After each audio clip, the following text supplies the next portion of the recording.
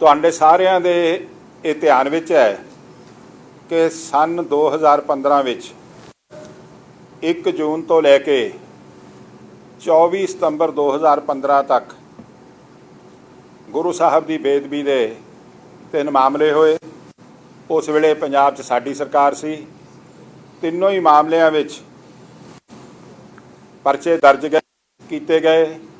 उन्हां दी तफ्तीश शुरू की गई, पर मौजूदा सरकार चला रही धिर आम आदमी पार्टी ते कुछ लोगों वालों ये मंग आउण ते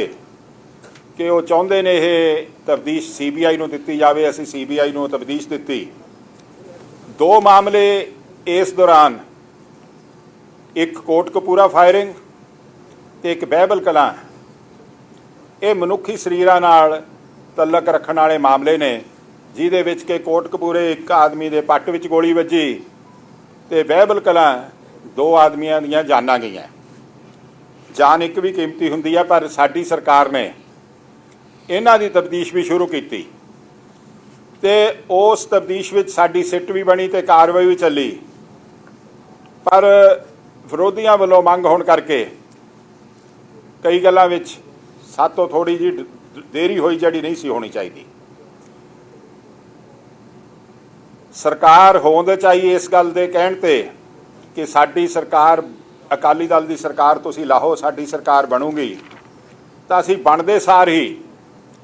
जिहड़े गुरु साहब दी बेदबी दे केस दे दोषी ने उन्हां नूं कटहरे 'च खड़ा करांगे। श्रोमणी अकाली दल ते श्रोमणी अकाली दल के प्रधान साहब का पहले दिन तो बड़ा स्पष्ट स्टैंड रहा है कि जिन्हें गुरु साहब की बेदबी की जिन्हें कराई तो जिहड़ा कोई ये राजनीति करता उन्होंने कख ना रवे। इस लड़ी विच जद सरकार ने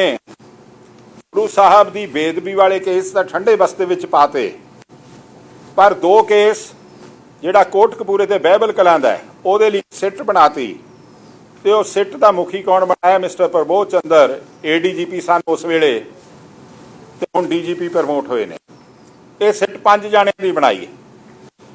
ਤੇ ਇਹ ਸਿੱਟ ਦਾ ਮਤਲਬ ਹੀ ਇੱਕੋ ਹੁੰਦਾ ਹੈਗਾ ਕਿ ਸਪੈਸ਼ਲ ਇਨਵੈਸਟੀਗੇਸ਼ਨ ਟੀਮ ਕਿ ਕਲੈਕਟਿਵ ਵਿਜ਼ਡਮ ਨਾਲ ਇਮਾਨਦਾਰ ਤਬਦੀਸ਼ ਕਰਕੇ ਦੋਸ਼ੀ ਨੂੰ ਕਟਹਿਰੇ 'ਚ ਖੜਾ ਕੀਤਾ ਜਾਵੇ। पर बहुत वड्डी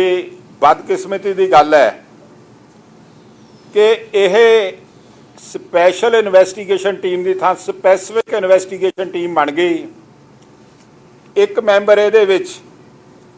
जो अपने चहेतियां नूं राजनीतिक मास्टरां नूं खुश करना चाहुंदा सी, कंवर विजय प्रताप सिंह आई जी,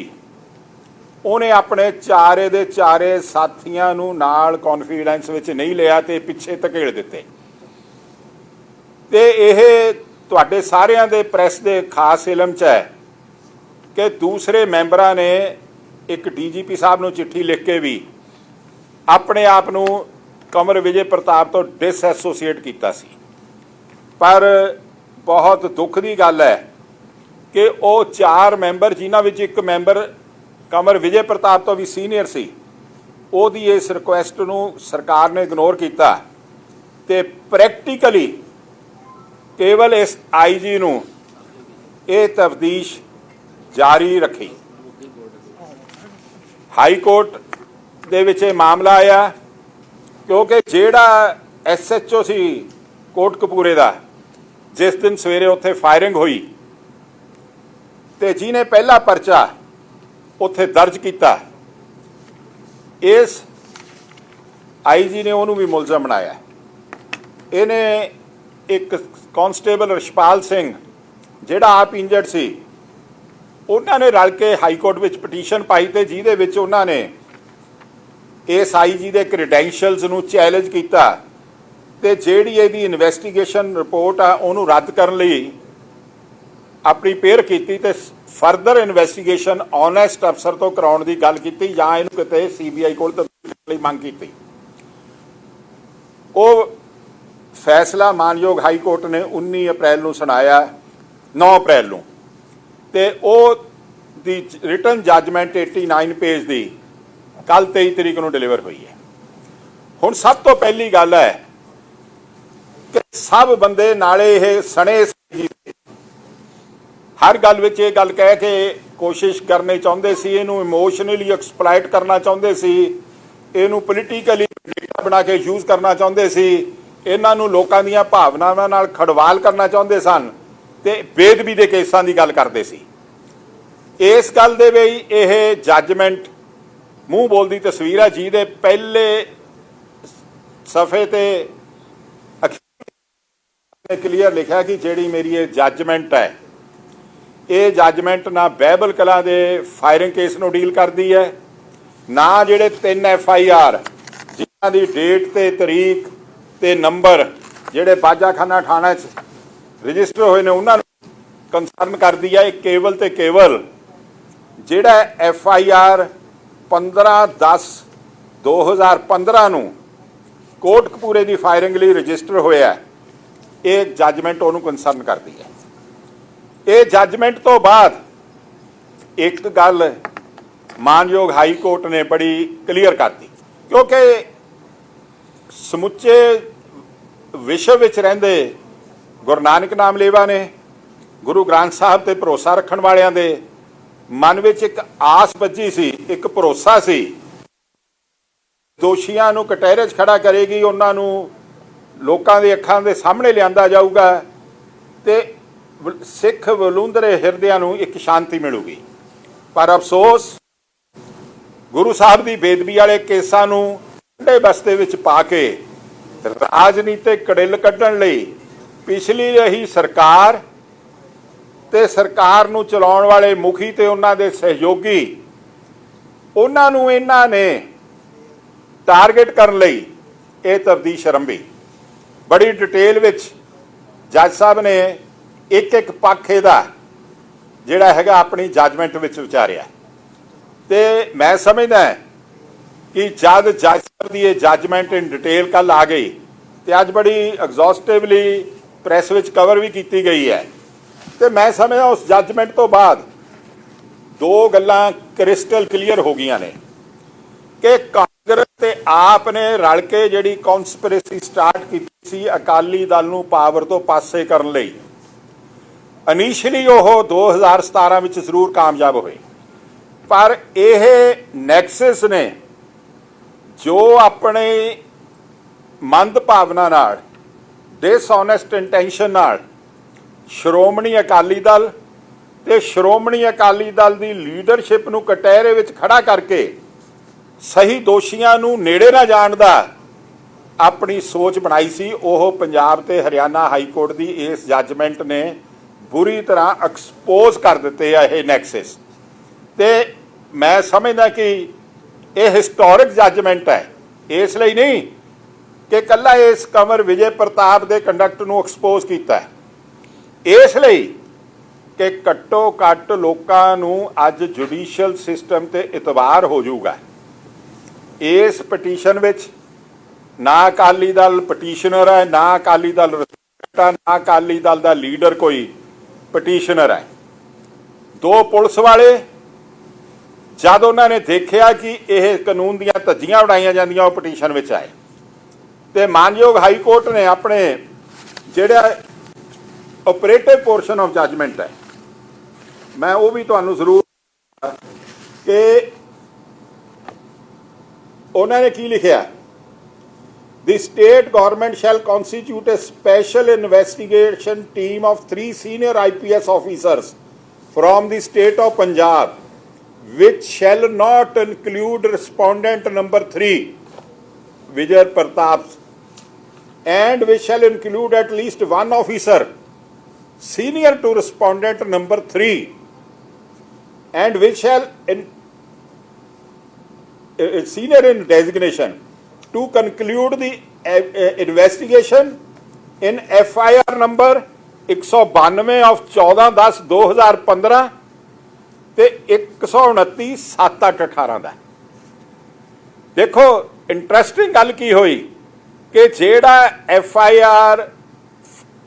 का मतलब सुप्रीम कोर्ट ने कई थावां ते क्लीयर किया कि फस्ट इन्फॉर्मेशन रिपोर्ट नूं FIR कहंदे आ।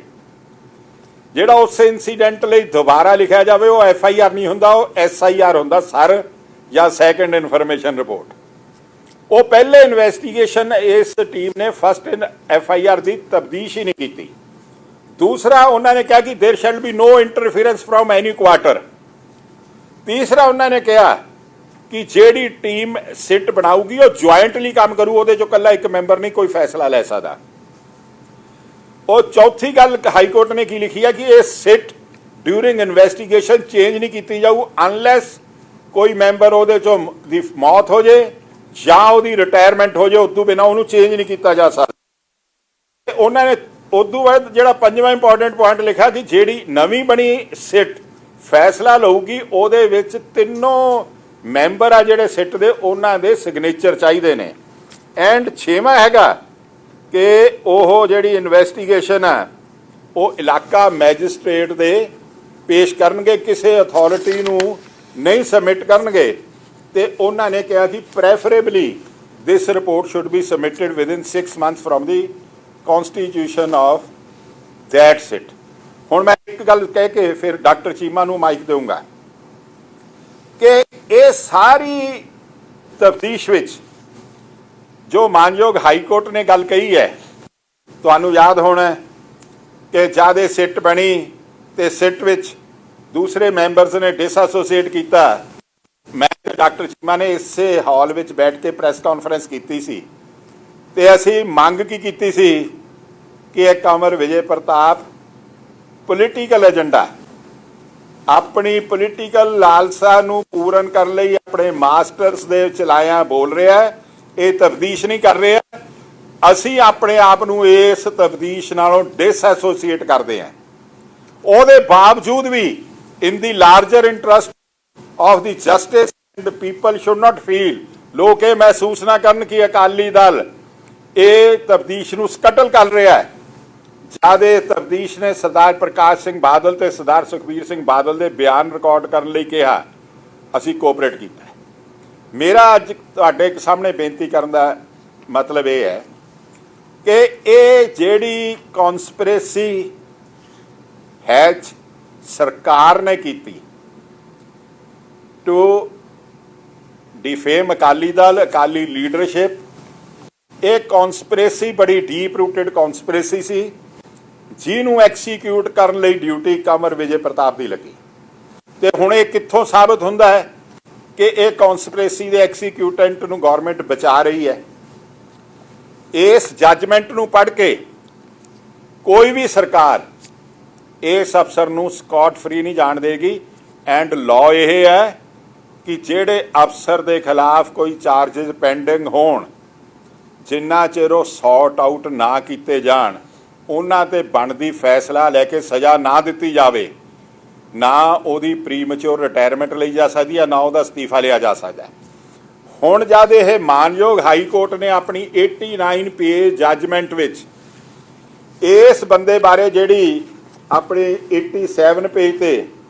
ਲਫ਼ਜ਼ ਸ਼ਬਦਾਵਲੀ ਯੂਜ਼ ਕੀਤੀ ਹੈ, ਮੈਂ ਉਹ ਪੜ੍ਹ ਕੇ ਮੈਂ ਅੱਗੇ ਡਾਕਟਰ ਸਾਹਿਬ ਨੂੰ ਦੇਵਾਂਗਾ। ਉਹਨਾਂ ਨੇ ਇਸ ਇਨਵੈਸਟੀਗੇਸ਼ਨ ਨੂੰ ਮੈਲੀਸ਼ੀਅਸ, ਪੋਲੀਟੀਕਲ,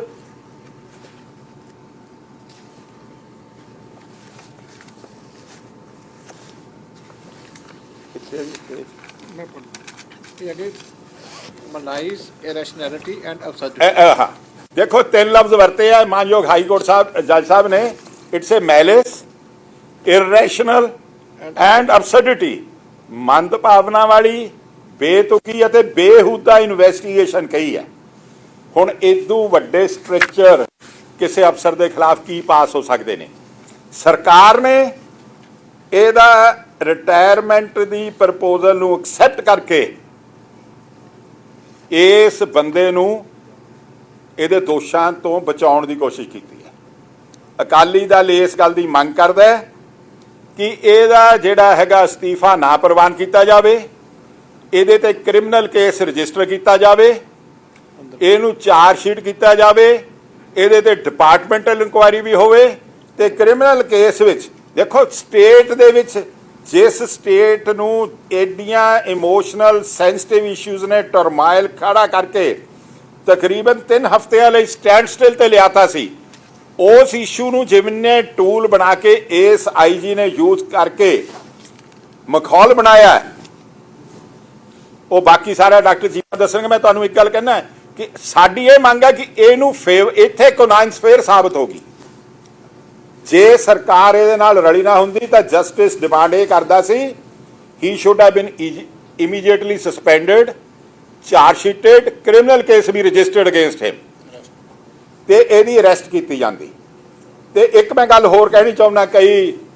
ਵੀਰ ਜਿਨ੍ਹਾਂ ਨੂੰ ਅਕਾਲੀ ਦਲ ਨਾਲ ਉਹੀ ਐਲਰਜੀ ਹੈ ਕਹਿ ਦਿੰਦੇ ਹੈ ਕਿ ਜੀ ਇਹ ਤਾਂ ਬੜਾ ਇੰਡੀਪੈਂਡੈਂਟ ਸੀਗਾ। ਜਿਸ ਬੰਦੇ ਨੂੰ ਤੁਸੀਂ ਇੰਡੀਪੈਂਡੈਂਟ ਕਹਿੰਦੇ ਹੋ ਉਸ ਬੰਦੇ ਦੇ ਅਗੇਂਸਟ 5 ਕੇਸਾਂ 'ਚ ਆਲਰੇਡੀ ਸਟ੍ਰਿਕਚਰ ਪਾਸ ਹੋਏ ਨੇ। ਅੰਮ੍ਰਿਤਸਰ ਕਿਡਨੀ ਕੇਸ ਦਾ ਕਿੱਡਾ ਇਹਨੇ ਬਣਾਇਆ ਵਬਾਲ ਕਿ ਜੀ ਆਹ ਹੋ ਰਿਹਾ, ਆਲ ਵਰ ਐਕੁਇਟਡ। ਇਹਦੇ ਸਾਰੇ ਕੇਸਾਂ ਵਿੱਚ ਜਿੰਨੇ ਕੇਸ ਅੱਜ ਤੱਕ ਇਸ ਅਫਸਰ ਨੇ ਇਨਵੈਸਟੀਗੇਟ ਕੀਤਾ, success rate is not even 1%, ਆਲ ਐਕੁਇਟਡ। ਅੱਜ ਸਾਨੂੰ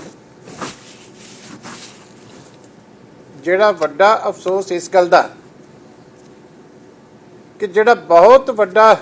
ਗੰਭੀਰ ਇੱਕ ਸੰਵੇਦਨਸ਼ੀਲ ਮੁੱਦਾ ਸੀ ਉਹਨੂੰ ਹੱਲ ਕਰਨ ਦੀ ਬਜਾਏ 4.5 ਸਾਲ ਜਿਹੜੇ ਪ੍ਰੀਸ਼ੀਅਸ ਹੈ ਇਹ ਸਰਕਾਰ ਨੇ ਉਹ ਸਿਰਫ ਤੇ ਸਿਰਫ ਆਪਣੇ ਪੋਲੀਟੀਕਲ ਸਕੋਰ ਸੈਟਲ ਕਰਨ ਵਾਸਤੇ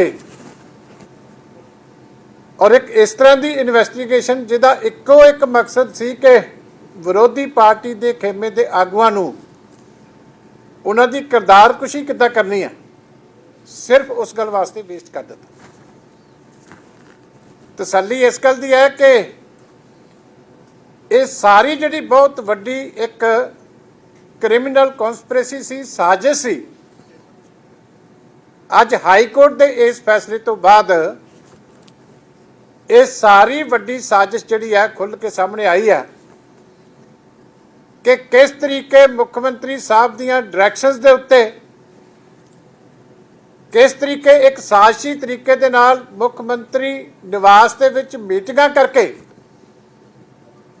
ਇੱਕ ਸੰਵੇਦਨਸ਼ੀਲ ਇਨਵੈਸਟੀਗੇਸ਼ਨ ਨੂੰ ਇਸ ਤਰੀਕੇ ਯੂਜ਼ ਕੀਤਾ ਜਾਂਦਾ ਰਿਹਾ ਕਿ ਅਸੀਂ ਆਪਣੀ ਜਿਹੜੀ ਆਪੋਜੀਸ਼ਨ ਪਾਰਟੀ ਆ ਉਹਨੂੰ ਟਾਰਗੇਟ ਕਰਕੇ ਲੋਕਾਂ ਦੇ ਵਿੱਚ ਮਿਸ ਇਨਫੋਰਮੇਸ਼ਨ ਕੰਪੇਨ ਚਲਾ ਕੇ ਤੇ ਰਾਜਨੀਤਿਕ ਲਾਹਾ ਜਿਹੜਾ ਉਹ ਕਿਸ ਹੱਦ ਤੱਕ ਜਿਹੜਾ ਉਹ ਲੈ ਸਕਦੇ ਆ,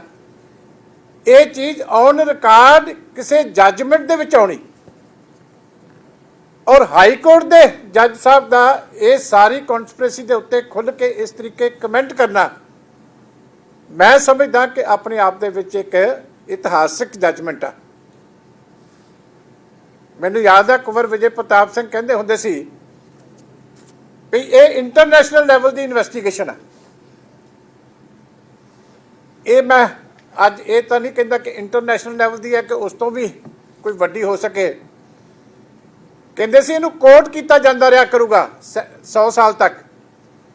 ਮੈਨੂੰ ਲੱਗਦਾ ਕਿ ਜਿੰਨੀਆਂ ਦੁਨੀਆ ਦੀਆਂ ਪੁਲਿਸ ਦੀਆਂ ਅਕੈਡਮੀਆਂ ਉੱਥੇ 500 ਸਾਲ ਤੱਕ ਇਹ ਪੜ੍ਹਾਈ ਜਾਂਦੀ ਰਿਹਾ ਕਰੂਗੀ ਕਿ these are the blunders of an investigating officer ਜਿਹੜੇ ਕਿਸੇ ਪੁਲਿਸ ਅਫਸਰ ਨੂੰ ਨਹੀਂ ਕਰਨੇ ਚਾਹੀਦੇ। ਡੈਫੀਨੇਟਲੀ ਇਹ ਜਿਹੜੀ ਜੱਜਮੈਂਟ ਹੈ ਇਸ ਤਰੀਕੇ ਕੋਰਟ ਕਰਕੇ ਅਫਸਰਾਂ ਨੂੰ ਜ਼ਰੂਰ ਸਮਝਾਇਆ ਜਾਂਦਾ ਰਹੂਗਾ ਕਿ ਕਿਸੇ ਅਫਸਰ ਨੂੰ ਯੂਨੀਫਾਰਮ ਪਾ ਕੇ ਤੇ ਇੱਕ ਗੰਭੀਰ ਮੁੱਦੇ ਦੇ ਉੱਤੇ ਇਸ ਤਰ੍ਹਾਂ ਘਟੀਆ ਰਾਜਨੀਤੀ ਨਹੀਂ ਕਰਨੀ ਚਾਹੀਦੀ ਕਿ ਜਿਹਦੇ ਨਾਲ ਸਾਰਾ ਸਿਸਟਮ ਜਿਹੜੇ ਵਰਡ ਇਹਦੇ ਵਿੱਚ ਯੂਜ਼ ਹੋਇਆ ਉਹ ਬਹੁਤ ਗੰਭੀਰਤਾ ਵਾਲੇ ਆ ਕਿ dangerous mixing of religion, politics and police administration. ਧਰਮ, ਰਾਜਨੀਤੀ ਤੇ ਪੁਲਿਸ ਐਡਮਿਨਿਸਟ੍ਰੇਸ਼ਨ ਦਾ ਜਿਸ ਤਰੀਕੇ ਦਾ ਸੁਮੇਲ ਇਸ ਸਾਰੀ ਇਨਵੈਸਟੀਗੇਸ਼ਨ ਦੇ ਵਿੱਚ ਕੀਤਾ ਗਿਆ ਰਾਜਨੀਤਿਕ ਲਾਹਾ ਲੈਣ ਵਾਸਤੇ, ਇਹ ਮਜਬੂਰ ਹੋ ਕੇ ਜੱਜ ਸਾਹਿਬ ਨੂੰ ਆਪਣੀ ਜੱਜਮੈਂਟ ਦੇ ਵਿੱਚ ਜਿਹੜਾ ਉਹ ਲਿਖਣਾ ਪੈਂਦਾ। ਇਹ ਕਿਸੇ ਆਮ ਇਨਵੈਸਟੀਗੇਸ਼ਨ ਦੇ ਉੱਤੇ ਅੱਜ ਤੱਕ ਇਸ ਤਰ੍ਹਾਂ ਦੇ ਸਖਤ ਸ਼ਬਦ ਕਦੀ ਕਿਸੇ ਕੋਰਟ ਨੇ ਨਹੀਂ ਯੂਜ਼ ਕੀਤੇ ਔਰ ਮੈਂ ਹੈਰਾਨ ਹਾਂ ਕਿ ਕੋਰਟ ਨੂੰ ਕੀ ਲਿਖਣਾ ਪੈ ਰਿਹਾ ਕਿ ਜਿਹੜਾ ਇਨਵੈਸਟੀਗੇਟਿੰਗ ਅਫਸਰ ਸੀ ਜਿਹਦਾ ਜ਼ਿਕਰ ਕੀਤਾ ਕੁੰਵਰ ਵਿਜੇ ਪ੍ਰਤਾਪ ਦਾ ਹੁਣੇ ਹੀ ਸਰਦਾਰ ਮਹੇਸ਼ਿੰਦਰ ਸਿੰਘ ਗਰੇਵਾਲ ਸਾਹਿਬ ਨੇ, कि उन्हें किस तरीके अपने राजनीतिक जिहड़ी अप्रोच सी, पावर सी, सीएम की पैट्रोनी सी, ਉਹਨੂੰ यूज करके अपने तो सीनियर अफसर भी तो जूनीयर भी सारिਆਂ ਨੂੰ ਸਿੱਟ ਦੇ ਵਿੱਚੋਂ ਪਾਸੇ ਕਰ ਦਿੱਤਾ। ਇੱਕ ਇਹ ਵਿੱਚ ਜੱਜਮੈਂਟ ਦੇ ਵਿੱਚ ਜ਼ਿਕਰ ਹੁੰਦਾ ਕਿਉਂਕਿ 5 ਮੈਂਬਰੀ ਐਸਆਈਟੀ ਸੀ, 2 ਅਫਸਰ ਸੀਨੀਅਰ ਸੀ, ਉਹਨਾਂ ਨੂੰ ਨੁਕਰੇ ਲਾ ਕੇ ਤੇ ਕਿਵੇਂ ਉਹਨੇ ਸਾਰੀ ਸਿੱਟ ਦੇ ਉੱਤੇ ਕਬਜ਼ਾ ਕੀਤਾ। ਇਸ ਸਿੱਟ ਦੇ ਉੱਤੇ ਕਬਜ਼ਾ ਮੇਰੇ ਖਿਆਲ ਆਪਣੇ ਆਪ ਦੇ ਵਿੱਚ ਪਹਿਲੀ ਉਦਾਹਰਨ ਹੋਣੀ ਹੈ, ਕਿਤੇ ਜ਼ਮੀਨ ਤੇ ਕਬਜ਼ਾ, ਕਿਤੇ ਜਾਇਦਾਦ ਤੇ ਕਬਜ਼ਾ, ਕਿਤੇ ਕੋਠੀ ਤੇ ਕਬਜ਼ਾ। ਇਹ ਤਾਂ ਵਰਡ ਸੁਣਦੇ ਸੀ, पर अज तक ये शब्द कभी नहीं सुनिया सी कि किसी सिट दे विच सीनियर अफसर भी उस उत्ते बैठे होण ते अपनी जिहड़ी राजनीतिक सरप्रस्ती करके कोई अफसर इन्नी पावर लै जाए, वो भी यूनीफार्म्ड पुलिस दे विच, कि अपने तो ना सीनियर की गल पुछे ना जूनीयर की राय लवे और एक तरफा जो उन्होंने आवे वो अपना करके ते उन्होंने जिहड़ी है साजिशी तरीके दे नाल मीडिया दे विच हर रोज़ पेश करे। दूजी गल तारीफ सुनो जी इंटरनेशनल इन्वेस्टिगेशन दी है।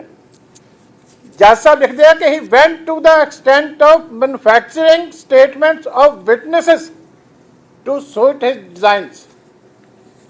कि इथों तक भी इन्वेस्टिगेशन अफसर गया कि उन्हें अपनी मनमर्जी के बयान जिहड़े आ जिहड़े उन्होंने सूट करते सी अपनी इन्वेस्टिगेशन की रिपोर्ट लिखण वास्ते, ਉਹ ਉਹਨੇ ਆਪਣੀ ਮਨਮਰਜ਼ੀ ਦੇ ਜਿਹੜੇ ਆ ਉਹ ਤਿਆਰ ਕੀਤੇ। Went to the extent of manufacturing. ਹੁਣ ਇਸ ਤੋਂ ਵੱਡੀ ਫੋਰਜਰੀ ਕੀ ਹੋ ਸਕਦੀ ਆ ਕਿ ਇੱਕ ਅਫਸਰ ਦੇ ਉੱਤੇ ਹਾਈ ਕੋਰਟ ਜਿਹੜੀ ਆ ਉਹਨੂੰ ਇਸ ਗੱਲ ਵਾਸਤੇ ਕਨੈਕਟ ਕਰ ਰਹੀ ਆ ਕਿ ਤੇਰੀ ਜਿਹੜੀ ਰਿਪੋਰਟ ਆ, ਇਹ ਜਿਹੜੇ ਤੂੰ ਗਵਾਹ ਤਿਆਰ ਕੀਤੇ ਆ, ਇਹ ਤੂੰ ਆਪ ਆਪਣੀ ਮਨਮਰਜ਼ੀ ਦੇ ਉਹਨਾਂ ਦੇ ਬਿਆਨ ਜਿਹੜੇ ਆ ਉਹ ਤਿਆਰ ਕੀਤੇ। ਔਰ ਕੱਲਾ ਇੱਥੇ ਨਹੀਂ, ਉੱਥੇ ਇਹ ਵੀ ਲਿਖਿਆ ਕਿ ਜਿਹੜੀਆਂ ਕਨਕਲੂਜਨਸ ਡਰਾ ਕੀਤੀਆਂ ਜਾਂਦੀਆਂ, ਕਿਉਂਕਿ ਬਿਆਨ ਲਿਖਣ ਤੋਂ ਬਾਅਦ ਕਿ ਇਹਦਾ ਮਤਲਬ ਕੀ ਨਿਕਲਦਾ, ਉਹ ਬਿਆਨ ਕੁਝ ਹੋਰ ਹੁੰਦਾ ਸੀ ਤੇ ਉਹਦਾ ਮਤਲਬ ਆਪਣੀ ਮਰਜ਼ੀ ਦੇ ਨਾਲ ਕੁਝ ਹੋਰ ਹੁੰਦਾ ਸੀ। ਔਰ ਬੜਾ ਓਪਨਲੀ ਕੋਰਟ ਨੇ ਲਿਖਿਆ ਕਿ ਆਪਣੇ ਰਾਜਨੀਤਿਕ ਅਕਾਵਾਂ ਨੂੰ ਫਾਇਦਾ ਦੇਣ ਵਾਸਤੇ political interest of current dispensation qua investigation, कि किस तरीके अपने राजनीतिक अकावां जितों मेरा भाव मुख मंत्री साहब है कांग्रेस के, प्रधान साहब है कांग्रेस के, बाकी लीडर है जिहड़े मंत्री है जिहड़े उत्थे उस जुंडली दे विच शामिल हुंदे सी, जदों ये सारी साजिश रची जाती सी, ये उन्हां दे वास्ते ये सारा काम जिहड़ा वो कीता जांदा। और होर की लिखिया जांदा अगे कि political rhetorics by repeatedly going to media against outgoing politician. जिहड़ी गल असीं पहलां गरेवाल साहब ने भी जिक्र किया कि काम की हुंदा सी कि वार-वार मीडिया दे विच जाके, और खास तौर पर उन्होंने पार्लीमेंट इलैक्शन का जिक्र किया जिहदे विच इलैक्शन कमिशन ऑफ इंडिया ने भी ऑर्डर किए सी कि यह गलत काम कर रहा, मॉडल कोड ऑफ कंडक्ट की वायलेशन कर रहा, कि इस तरीके दे नाल जाके मौका भाल के ते पोलीटिकल बयान दिंदा हुंदा सी वख-वख टीवी इंटरव्यूआं दे विच जाके, जिहदे नाल विरोधी पार्टी जिहड़ी श्रोमणी अकाली दल ਉਹਦੇ लीडरशिप जिहड़ी आ ਉਹਨੂੰ नुकसान पहुंचे। ये मैं नहीं कह रहा, ये सारा कुछ जिहड़ी इन्वेस्टिगेशन जिहड़ी रिपोर्ट 99 पेज की हाई कोर्ट ने लिखी है, ये ਉਹਦੇ ਵਿੱਚ ਇਹਦਾ ਜਿਹੜਾ ਜ਼ਿਕਰ ਕੀਤਾ ਜਾਂਦਾ। फिर उत्थे जिक्र होंदा एक जगह ते कि intended to create narrative against one political party during election, जिहदा जिक्र मैं हुणे कीता। और इहदी इन्वेस्टिगेशन जिहड़ी है ये भी बहुत रेयर हुंदा अदालतां वास्ते कि सारी दी सारी इन्वेस्टिगेशन जिहड़ी है किसी अफसर की जिहड़ी है वो क्वैश कर दी जाए और नाल दी नाल ये भी ऑर्डर हो जान कि उन्होंने उत्थों हटा दिता जाए। और जिहड़ी होर वड्डी गल है कि कोर्ट ने यह भी मन्निया कि यह अफसर का कोई पहला मौका नहीं है, जिहदा जिक्र अगे गरेवाल साहब ने किया। 58 नंबर सफ़े के उत्ते स्पष्ट लिखा है दैट दी रिस्पोंडेंट नंबर 3 मतलब Kunwar Vijay Pratap Singh does have a tendency of misusing his official position and authority in performance of his duties. जिहड़े लीडर रोज़ बोलते हैं ना जाके ਕਿ ਇਸ ਤੋਂ ਵਧੀਆ ਅਫਸਰ ਕੋਈ ਨਹੀਂ, ਉਹ ਪੰਜਾਬ ਤੇ ਹਰਿਆਣਾ ਹਾਈ ਕੋਰਟ ਦੀ ਜੱਜਮੈਂਟ ਪੜ੍ਹ ਲੈਣ ਕਿ ਜੱਜਮੈਂਟ ਦੇ ਮਾਇਨੇ ਕੀ ਹੈ। ਕਿ ਇਹ ਉਹ ਅਫਸਰ ਹੈ ਜਿਹਦੀ ਹੈਬਿਟ ਹੈ ਕਿ ਆਪਣੀ ਅਥਾਰਟੀ ਨੂੰ ਮਿਸਯੂਜ਼ ਕਰਦਾ ਜਦੋਂ ਵੀ ਇਹਨੂੰ ਕਿਤੇ ਡਿਊਟੀ ਵਾਸਤੇ ਜਿਹੜਾ ਉਹ ਲਿਖਿਆ ਜਾਂਦਾ। ਔਰ ਫਿਰ 2010 ਦੀ ਸਿਵਲ ਰਿਟ ਪਟੀਸ਼ਨ ਦਾ ਜ਼ਿਕਰ ਹੈ ਜਿਹਦੇ ਵਿੱਚ ਇਹਨੂੰ 5000 ਰੁਪਇਆ ਕਾਸਟ ਪੇ ਕਰਨੀ ਪਈ ਸਿਰਫ ਇਸੇ ਕਰਕੇ ਕਿ ਇਹਨੇ ਇੱਕ ਸਿਵਲ ਲਿਟੀਗੇਸ਼ਨ ਨੂੰ ਕ੍ਰਿਮੀਨਲ ਲਿਟੀਗੇਸ਼ਨ ਦੇ ਵਿੱਚ ਕਨਵਰਟ ਕੀਤਾ ਸੀ। ਔਰ ਕੋਰਟ ਨੇ ਅਪੋਲੋਜੀ ਵੀ ਲਈ ਇਹ ਤੋਂ, ਔਰ ਨਾਲ ਇਹਨੂੰ 5000 ਰੁਪਇਆ ਫਾਈਨ ਕੀਤਾ। ਉਹਦੀ ਕਾਸਟ ਜਿਹੜੀ ਹੈ ਉਹ ਲਿਟੀਗੇਸ਼ਨ ਦੀ ਪੇ ਕਰਨੀ ਪਈ। ਔਰ ਇੱਥੋਂ ਤੱਕ ਨਹੀਂ ਹੈ, ਇਹ ਵੀ ਪਹਿਲੀ ਵਾਰੀ ਹੈ ਵਿਰੋਧੀ ਪਾਰਟੀਆਂ ਨੂੰ ਤਾਂ ਧਮਕਾਉਂਦਾ ਹੀ ਸੀਗੇ। ਉਹ ਤਾਂ ਤੁਸੀਂ ਕਿਉਂਕਿ ਟੀਵੀ ਤੇ ਰਿਕਾਰਡ ਕਰਕੇ ਸੁਣਾਉਂਦੇ ਰਹੇ, ਤੁਹਾਨੂੰ ਸਾਡੇ ਨਾਲੋਂ ਜ਼ਿਆਦਾ ਬਿਹਤਰ ਪਤਾ ਵੀ ਕਿਸ ਤਰ੍ਹਾਂ ਦੇ ਦਮਗਜੇ ਵੱਜਦੇ ਸੀ। ਈਵਨ ਕੋਰਟ ਦੇ ਵਿੱਚ ਜਾ ਕੇ, ਜਿਹੜੀ ਸੈਸ਼ਨ ਕੋਰਟ ਦੇ ਵਿੱਚ ਜਾ ਕੇ ਸੀਜੀਐਮ ਦੇ ਖਿਲਾਫ ਐਪਲੀਕੇਸ਼ਨ ਦੇਣੀ ਔਨ ਐਡਮਿਨਿਸਟ੍ਰੇਟਿਵ ਸਾਈਡ, ਇਹਦਾ ਵੀ ਹਾਈ ਕੋਰਟ ਨੇ ਬਹੁਤ ਗੰਭੀਰਤਾ ਦੇ ਨਾਲ ਨੋਟਿਸ ਲਿਆ ਔਰ ਉੱਥੇ ਕਿਹਾ ਕਿ ਇਹਨੇ ਜਾਣ ਬੁੱਝ ਕੇ ਕੀਤਾ। ਹਾਈ ਕੋਰਟ ਨੇ ਬੜੀ ਬਰੀਕੀ ਦੇ ਨਾਲ ਚੀਜ਼ਾਂ ਦੇਖੀਆਂ ਕਿ ਜਾਣ ਬੁੱਝ ਕੇ ਮੁਜਰਮ ਨੂੰ ਇੱਕ ਮੈਜਿਸਟ੍ਰੇਟ ਦੇ ਕੋਲ ਉਸ ਦਿਨ ਪੇਸ਼ ਕੀਤਾ ਗਿਆ ਜਿੱਦਣ ਉਹ ਡਿਊਟੀ ਮੈਜਿਸਟ੍ਰੇਟ ਸੀ, ਔਰ ਉਸੇ ਦਿਨ ਹੀ ਉਹਦੇ ਖਿਲਾਫ ਅਰਜੀ ਦੇ ਦਿੱਤੀ ਗਈ ਕਿ ਇਹਦਾ ਸੰਬੰਧ ਜਿਹੜਾ ਸਾਬਕਾ ਮੁੱਖ ਮੰਤਰੀ ਦੇ ਨਾਲ। ਔਰ ਅਗਲੇ ਦਿਨ ਉਹਨਾਂ ਨੇ ਕਿਹਾ ਕਿ ਜਿਸ ਮਕਸਦ ਵਾਸਤੇ ਇਹਨੇ ਸਾਰਾ ਡਰਾਮਾ ਕੀਤਾ ਸੀ ਉਹ ਪਰਪਸ ਹੱਲ ਵੀ ਹੋਇਆ, ਕਿਉਂਕਿ ਸਾਰੀਆਂ ਅਖਬਾਰਾਂ ਦੇ ਵਿੱਚੋਂ ਖਬਰਾਂ ਜਿਹੜੀਆਂ ਇਹ ਚਾਹੁੰਦਾ ਸੀ ਬਦਨਾਮ ਕਰਨ ਦੀਆਂ ਅਕਾਲੀ ਲੀਡਰਸ਼ਿਪ ਨੂੰ, ਉਹ ਨਾਲ ਜੁਡੀਸ਼ਰੀ ਨੂੰ ਵੀ ਬਦਨਾਮ ਕੀਤਾ ਤੇ ਨਾਲ ਅਕਾਲੀ ਲੀਡਰਸ਼ਿਪ ਨੂੰ ਵੀ ਬਦਨਾਮ ਕੀਤਾ। ਕੱਲੀ ਇਹ ਗੱਲ ਨਹੀਂ, ਈਵਨ ਜਿਹੜੇ ਪਟੀਸ਼ਨਰ ਦੇ ਸੀਨੀਅਰ ਐਡਵੋਕੇਟ ਹੈ ਉਹਨਾਂ ਦੇ ਨਾਲ ਵੀ ਜਿਹੜਾ ਬਿਹੇਵੀਅਰ ਸੀਗਾ ਇਹਦਾ ਇਨਵੈਸਟੀਗੇਟਿੰਗ ਅਫਸਰ ਦਾ, ਉਹ ਵੀ ਡੈਰੋਗੇਟਰੀ ਹੈ। ਇਹ ਵੀ ਚੀਜ਼ ਜਿਹੜੀ ਹੈ ਇਹ ਪਹਿਲੀ ਵਾਰੀ ਹੈ ਕਿ ਇਸ ਤਰੀਕੇ ਜਿਹੜੀ ਹੈ ਰਿਕਾਰਡ ਦੇ ਵਿੱਚ ਆਈ ਹੈ। ਬੜਾ ਕਲੀਅਰ ਕੱਟ ਇੱਥੇ ਲਿਖਿਆ that the Kanwar Vijay Pratap